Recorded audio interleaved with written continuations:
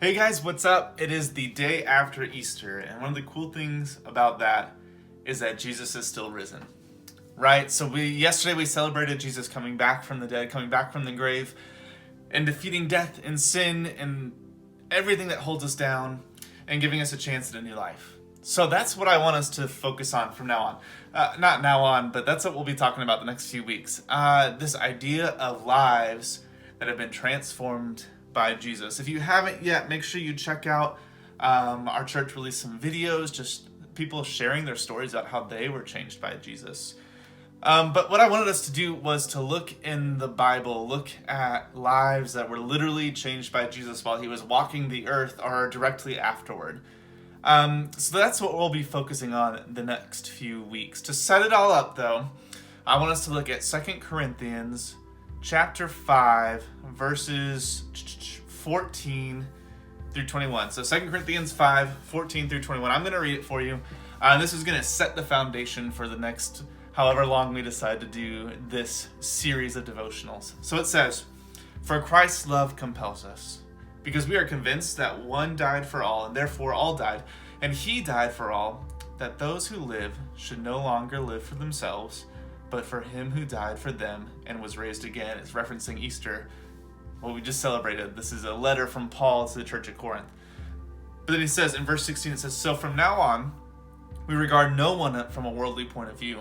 Though we once regarded Christ in that way, we do so no longer. Therefore, if anyone is in Christ, the new creation has come. The old has gone, the new is here. All this is from God, who reconciled us to himself through Christ and gave us the ministry of reconciliation.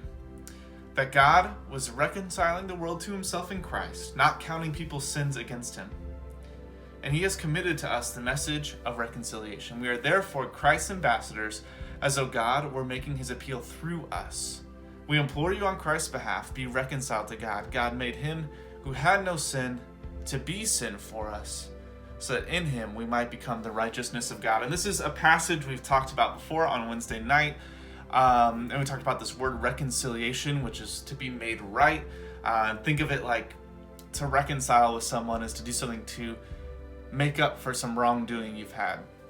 So what this is saying is that Christ reconciled us to God. So in Romans 3:23, it says, all of us have sinned. All of us have done something wrong, something selfish, something that is outside of God's plan.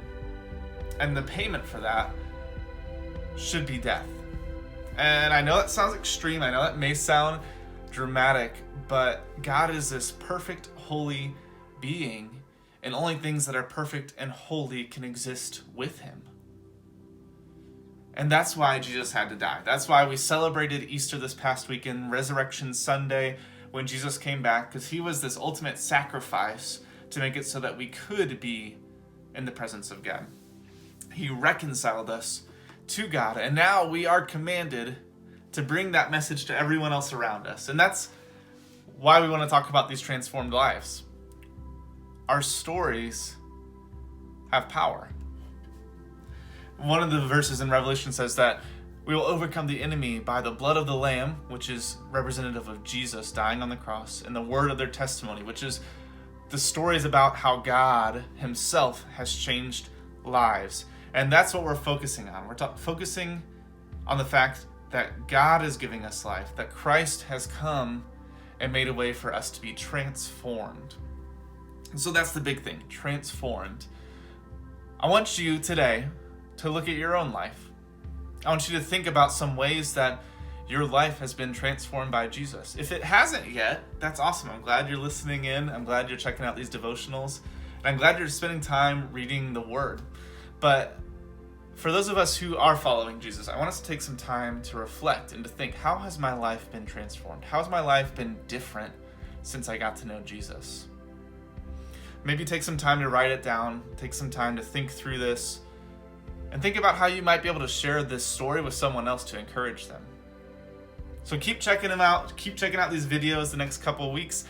We'll be just reading through some different stories about how people's lives have been transformed by Jesus and by what he did this past weekend and yesterday on Resurrection Sunday.